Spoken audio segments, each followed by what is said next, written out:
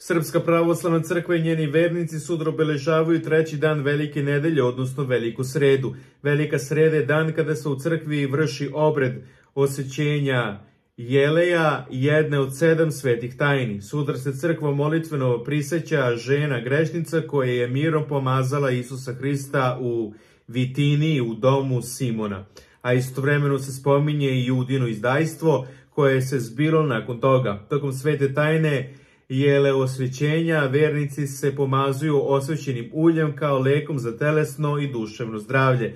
Ovo je posljednji puni radni dan u nedelji. Bilo je zabranjeno da žene šiju baš kao i u cvetnoj nedelji. U Negotinskoj krajini čupao se burjan za koji se verovalo da ima magijsku moć i da štiti od veštica. Ova biljka je pored magijske našla i primjenu u narodnoj medicini. Ponegdje se i na Veliku sredu farbaju uskršnje jaja. U kućima koje su u žalosti jaja se boju crno i nazivaju se kaluđeri. U ponedeljak je počela velika, odnosno strasna sedmica, a tokom ove nedelje nekada su vladale rigorozne zabrane koje su itekako poštovane. Strogo se pridržavalo posta, zabranjeno je pranje veša, veselje, pijanstvo, čak i odnos između supružnika, jer se verovalo da će deca začeta u tom periodu dobiti fras. U crkvama se na bogosluženjima podsjeća na posljednje zemaljske dane Gospoda Isusa Hrista, njegovu izdaju, hapšenje i stradanje na krstu. Ova nedelja se zove strasna, jer na staroslovenskom reč stras znači stradanje, trpljenje i bol.